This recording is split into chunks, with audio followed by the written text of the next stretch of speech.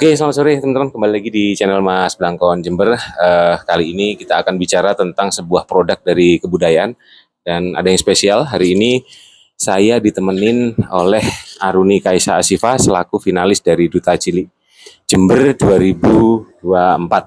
Nah, dan saya juga ditemanin oleh Om Erik selaku pemilik dari Museum Huruf. Nah, kali ini silakan Aruni Kaisa yang akan menjelaskan apa isi mau disampaikan dulu. Oke teman-teman, kali ini aku sedang berada di Museum Huruf dan juga sedang bersama Om Erik selaku pemilik Museum Huruf. Kali ini kita akan bertanya nih sama Om Erik, apa aja kira-kira yang ada di Museum Huruf ini? Om Erik, di Museum Huruf ini itu kapan didirikannya? Ya, jadi Museum Huruf ini didirikan tanggal 30 Agustus 2017. Jadi sudah 7 tahun ya, 7 tahun. Dan Museum Huruf ini didirikan secara kolektif ya, jadi secara bareng dengan beberapa kawan waktu itu, terus ya bisa dibilang satu komunitas yang punya hobi yang sama gitu kan dengan ya terutama di bidang seni rupa, desain, dan ada yang beberapa fotografi juga. Jadi Museum Huruf ini kawan-kawan Museum Huruf ini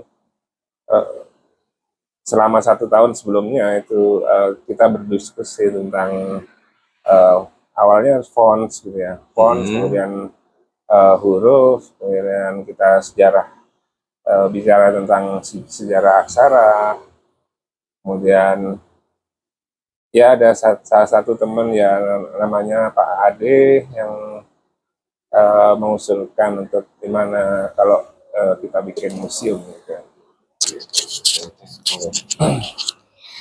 Di Museum Huruf ini hurufnya didirikan, tujuannya didirikan ya untuk mengenalkan. Jadi ya selama ini kan kita hanya tahu ya beberapa huruf aja gitu ya. Kayak di Jawa cuma ada Anacaraka gitu kan. Terus ya, aksara-aksara atau huruf-huruf di luar Jawa ya kan juga ada sebenarnya kan, ada banyak juga gitu kan. Terus apalagi di dunia nggak cuma Korea, Jepang, atau yang kita tahu itu kan cuman itu. Jadi ada ribuan sih huruf yang sudah tidak terpakai ataupun masih ada sekarang. huruf-huruf apa aja yang ada di sini? Apa mungkin cuman ada di Jember atau dari luar kota atau luar negeri?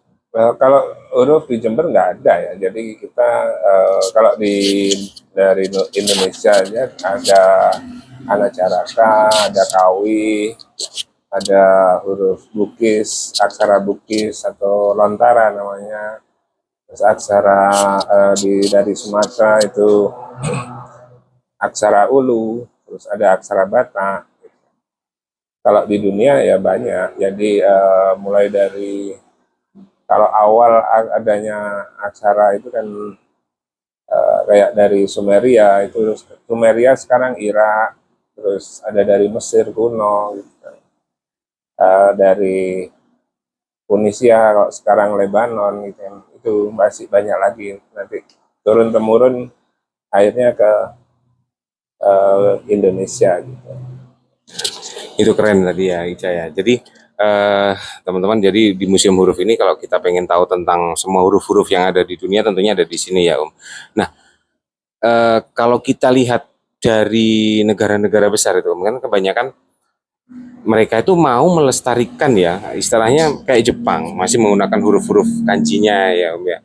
Terus Rusia, Kazakhstan mungkin dengan huruf-huruf tradisional mereka itu negara-negara maju. Nah, mungkin menurut sendiri, kenapa sih apa yang terjadi dengan bangsa kita sendiri ini? Kenapa kok bahkan generasi muda yang sekarang itu kalau belajar ya di Jawa aja ya belajar tentang Hana Caraka itu kok sulit sekali mereka. Bahkan nggak mau gitu ya.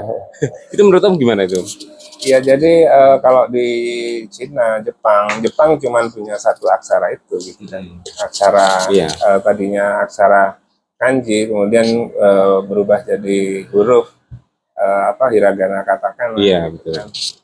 Terus aksara Thailand juga punya satu karakter itu di Thailand. Di Cina juga dari dulu sampai sekarang ya tulisannya nggak berubah Nggak ya, berubah, pakai betul.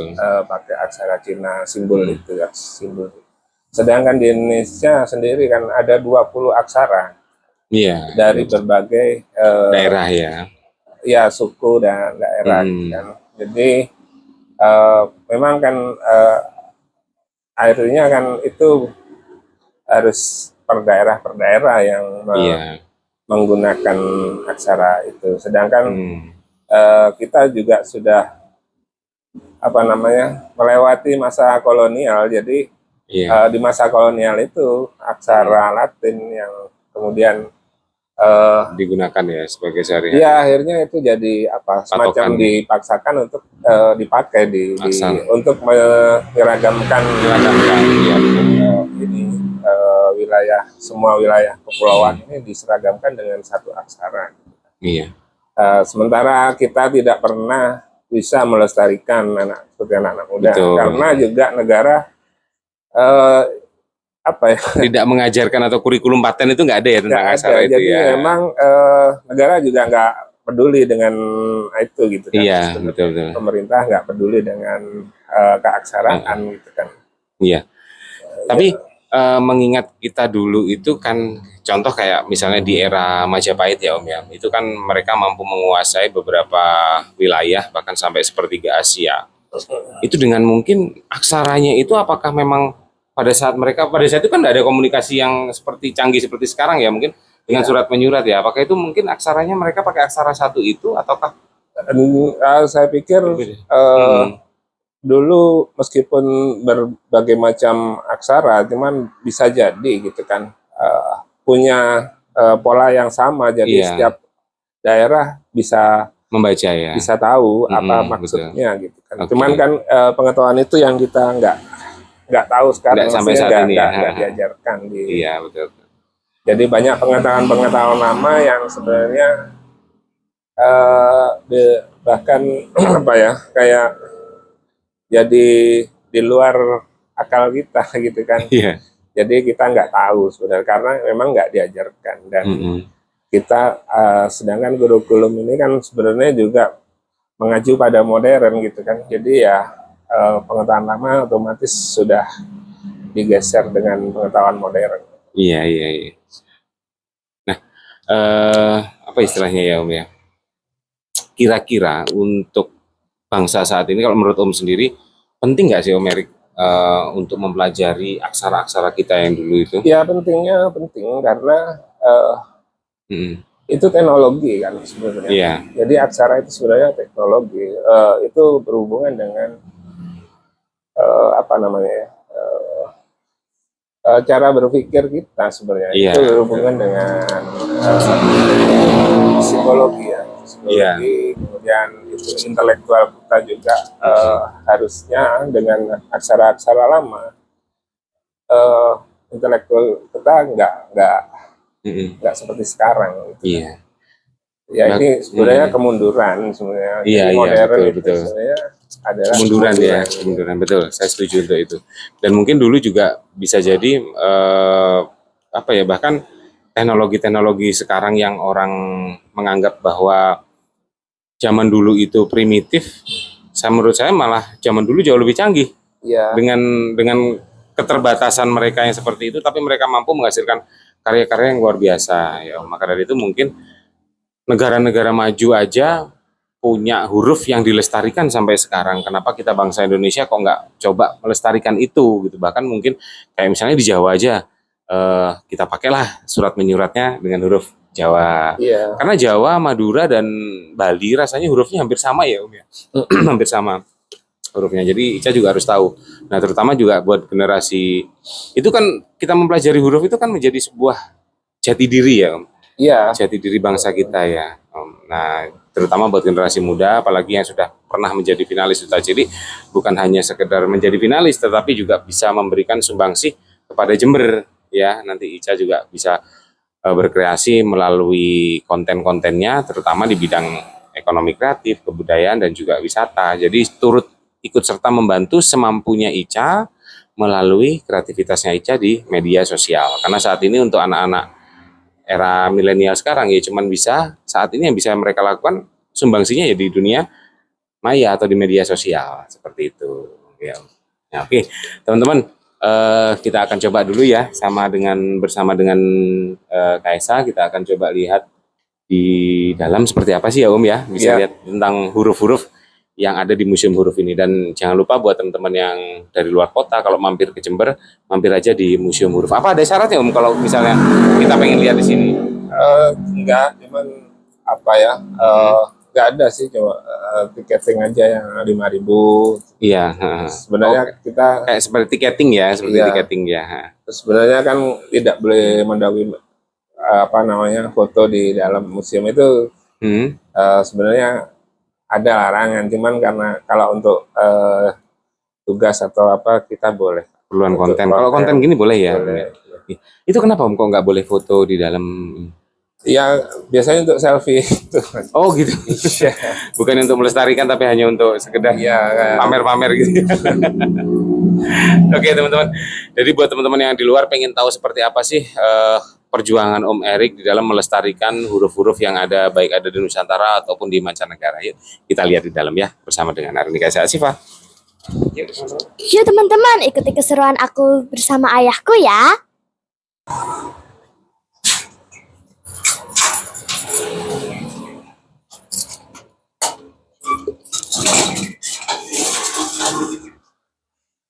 Yuk teman-teman, kita masuk ke dalam. Isi buku tamu dulu ya. Oh iya.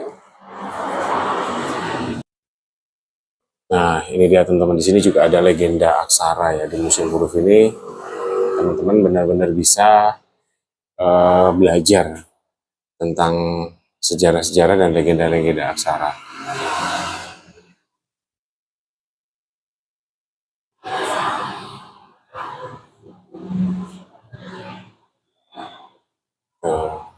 Oke. Sini Ica. Nah, ini mungkin bisa ditanya. Ya jadi mulai dari awal sejarah manusia ya, peradaban manusia. Jadi kalau di sejarah umum itu sejarah dunia itu diawali dari sini, dari namanya Sumeria. Sumeria itu sekarang di Irak, tempatnya itu Irak. Jadi di Sumeria ini ada sekitar 4.500 sampai 4.000 sebelum Masehi. Jadi diyakini bahwa ini peradaban awal sebelum ada peradaban lain, gitu kan. Cuman itu kan yang dipercaya sama sejarah umum gitu kan. Jadi tulisan di Sumeria ini namanya huruf paku, atau kalau secara internasional disebut uniform. Jadi medianya ini tanah liat. Jadi kenapa dibilang huruf paku, karena alat menulisnya itu ada runcing seperti paku gitu. Jadi tulisannya modelnya seperti ini ya. Kalau dulu sebelumnya kalau kepala itu seperti ini, kemudian berubah lagi sampai akhirnya terakhir tulisan Sumeria itu bentuknya seperti ini. Jadi ini belum huruf, namanya aksara simbol. Jadi belum kayak huruf kayak sekarang ABCD gitu, enggak. Dia ya ini kalau kepala simbolnya gini gitu kan. Yang arti sendiri nih ya. Iya, jadi bisa jadi ada ribuan karakter simbol yang dipakai di tulisan apa namanya ini Sumeria itu.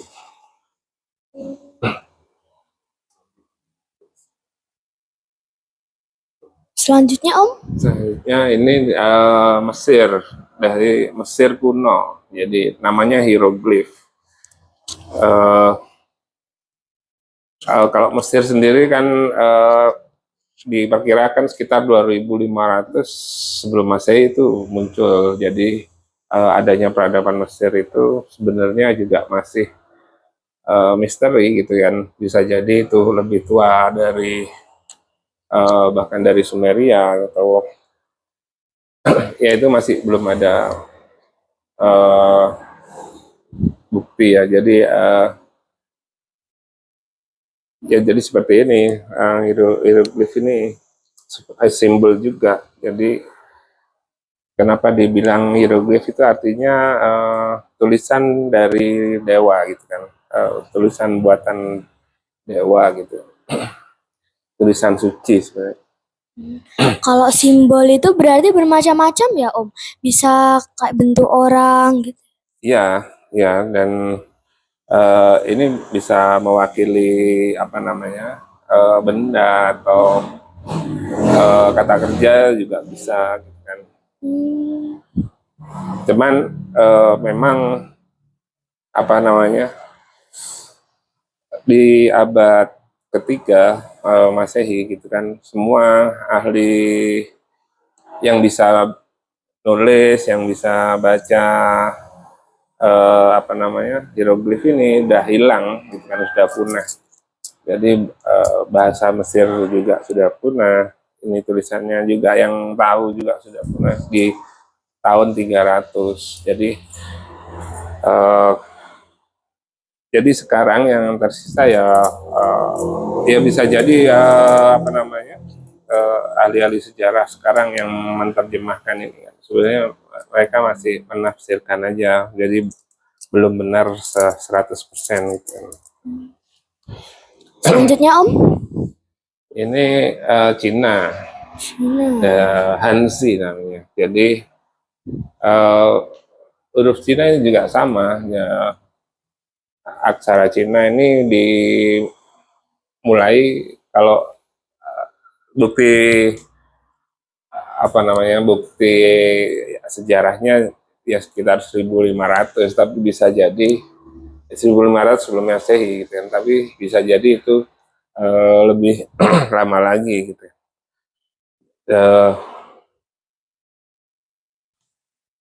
Dari dulu aksara Cina itu nggak berubah, ya berubah cuman nggak terlalu besar perubahannya ya. Jadi ada mereka menggunakan simbol juga sampai sekarang, jadi bukan huruf, ini nggak kayak huruf sekarang gitu ya. Jadi ini masih merupakan aksara simbol. berarti kalau Cina itu tetap pakai aksara kayak begini ya? Iya, sampai sekarang. Jadi dia pakai tanda. Jadi satu tanda bisa jadi satu kalimat mungkin. Selanjutnya Om, Ini apa? Ini sudah huruf ya, masuk ke huruf. Jadi kalau di Asia Tenggara, Asia Selatan itu awalnya ini hurufnya Brahmi. Jadi ini ibu aksara yang ada di Asia Tenggara dan Selatan. Semua termasuk ini ya Om ya? Ya, ini abad ke-3 sebelum Masehi masuk ke India. Jadi ditandai dengan apa namanya invasinya Alexander the Great di abad yang sama, kemudian muncul aksara Brahmi. Sebelumnya aksara di India itu ada namanya aksara Indus. Jadi mereka juga pakai simbol, jadi bukan ini sudah jadi huruf kan. Sebelumnya seperti yang lain masih di India masih pakai aksara simbol namanya aksara Indus. Nah ini beberapa waktu yang lalu di penelusuran kita dengan Batara Sabta Prabu itu di Silo, itu kan kita temukan yang namanya prasasti lumbung ya. Ya. Nah itu kan hurufnya rasanya masih menggunakan huruf Brahmi. Ya mungkin bisa jadi karena sebenarnya kan Brahmi itu nggak berkembang cuman di India, tapi Di juga seluruh ya. bisa dipakai di mana di seluruh Asia gitu sampai dia bisa menurunkan aksara-aksara Asia yang lain.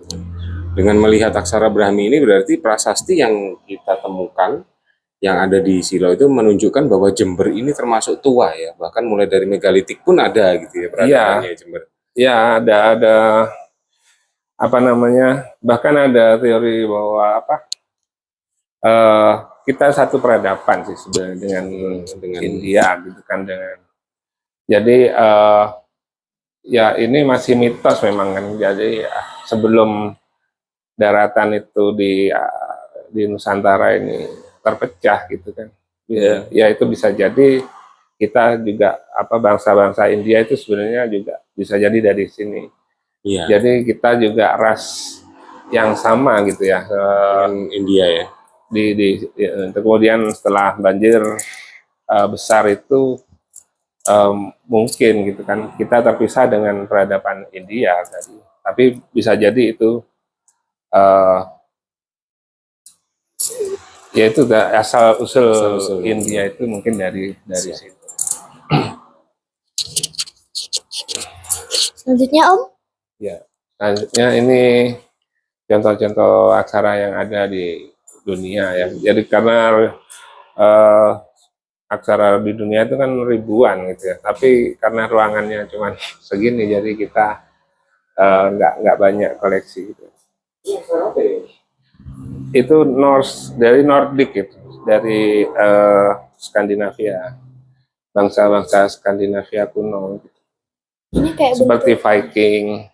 Ya, Viking juga ya.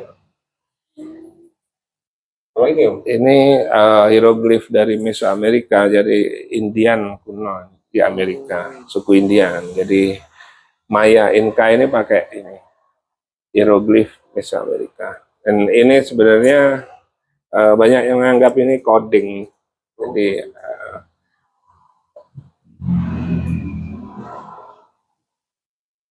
Jadi setiap garis-garis ini sebenarnya bisa dibilang itu kalau istilah sekarang ya algoritma. Baik dia punya algoritmanya sendiri. Selanjutnya Om. Selanjutnya ini ya ini contoh-contoh, ini aksara India sekarang modern ya. Dewanagari, ada katakana, ada Hangul, Kiril Rusia ini. Contoh-contoh aksara dari Nusantara ada? Ya ini kita masuk ke ini kita masuk ke periode aksara Nusantara. Jadi awalnya aksara di Nusantara ini ya abad ke-5 itu huruf Palawa gitu kan. Huruf Palawa ini kan dari India yang turunan dari Brahmi. Cuman memang Palawa ini mengawali tulisan huruf yang ada di Nusantara, tapi belum berarti nggak ada tulisan sebelumnya gitu kan. Jadi bisa jadi ya itu ada aksara simbol yang berkembang di Nusantara, terutama di Jawa gitu.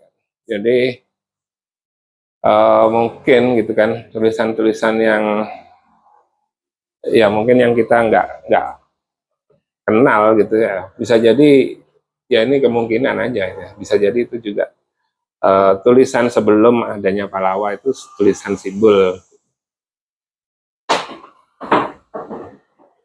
Selanjutnya Om. Ya di aksara Palawa ini kan abad ke-5 ya, kemudian di abad ke-8 ada aksara Kawi muncul. Aksara Kawi. Aksara Nusantara. Aksara Kawi ini yang dianggap ibu aksara di Nusantara. Jadi ini aksara Kawi, turunan-turunan aksara yang ada di seluruh Nusantara ini asalnya atau terpengaruh oleh Kawi sebenarnya. Seperti Bugis, terus eh, aksara Ulu gitu kan, aksara eh, ada Caraka Bali, ada Caraka, aksara Sunda juga ada. Ini Sunda Baru. Iya. Ini anak Caraka. Surat Ulu ini dari Palembang, dari Sumatera. Ini aksara kita ya. Iya, ada Caraka. Jawa ini. Anak Caraka ini ada ya, Mataram, Sudah. Mataram Islam. Jadi ya ini modifikasi dari peradaban apa ya, Mataram Jogja gitu ya. Kalau sekarang mungkin Mataram Jogja. Sampai yang digunakan sampai sekarang. Terus ada Selanjutnya, aksara Pegon juga, itu sebenarnya aksara bentuknya memang dari Arab, tapi cara penulisan dan bacanya pakai metode tulisan dari Kawi sebenarnya. Ya. Perpaduan ya. Perpaduan antara Arab sama Nusantara. Iya, Arab sama Nusantara. selanjutnya Om, Ya, kita udah di ini modern ya, jadi kalau di modern kita mengenal font. Jadi ya, jadi adanya font itu setelah revolusi industri pertama selesai, kemudian muncul iklan, terus produk-produk gitu kan. Nah, baru di situ ada aliran-aliran desain gitu, muncul. Ini huruf Braille untuk tunanetra. Jadi ya ini simulasinya, kalau ya kalau aslinya seperti ini. Oh, ini kan Ya. yang dipakai untuk orang-orang yang Iya, buta untuk ya, yang tunanetra. iya, Jadi orang tunanetra itu bisa belajarnya kayak gini, Cak. dipegang gitu ya. Dipegang-pegang gini ya. Huruf Braille. Jadi dia bisa baca dengan cara megang-megang. Ini kan ada timbul-timbul nih. Dasarnya ini ya, Om, ya? itu simulasinya seperti itu. Oh, simulasi ya. Kalau ini gimana ini? Ya ini A gitu kan. Ini karena banyak yang apa sudah rusak. Ini ada yang B itu 2 gitu. C. Oh, Cuman kan itu gede, Mas. Jadi yang itu versi aslinya kecil-kecil gitu. iya, jadi lebih mudah. Ini sampai Z berarti nih ya, Om ya? Iya, Oh, Z kosong gini. Iya. berarti nah ini peta aksara. Jadi semua huruf yang ada di dunia itu asalnya dari Mesir. Ibu aksaranya itu Mesir kuno, hieroglif. Kenapa hieroglif? Kenapa enggak bukan Sumeria gitu kan, bukan cuneiform gitu. Jadi ada dominasi gitu ya, apa maksudnya ya ada konflik di Babylon waktu itu gitu. Ada ada Semit, orang-orang Semit Mesir yang menguasai Babylon atau yang dominasi Babylon, kemudian mereka itu yang bikin huruf awal di Tunisia atau Lebanon. Jadi kemudian orang-orang bangsa Semit ini yang kemudian membawa atau menurunkan aksara-aksara huruf-huruf itu di segala penjuru dunia, termasuk Nusantara. Jadi dimulainya adanya huruf pertama itu 1500 sebelum Masehi. Nah, Berarti Jember itu udah tua banget ya Om? sebenarnya ini nggak ada hubungannya, kalau aksara ya kita nggak ada hubungannya dengan Jember sih. Cuman memang Jember ini apa namanya, masyarakatnya mungkin juga memakai aksara-aksara itu. Jadi kayak Palawa itu ditemukan di Rambi Puji itu atau Gong gitu kan. Berarti artinya ya sudah ada sudah ada peradaban, sudah ada apa kota gitu waktu itu, sudah banyak orang. Ya banyak sih kalau sejarah Jember hubungannya dengan megalit juga ya, megalitik ya lebih. Ya, artinya kan dari megalit sampai klasik bisa jadi itu memang sudah ada peradaban.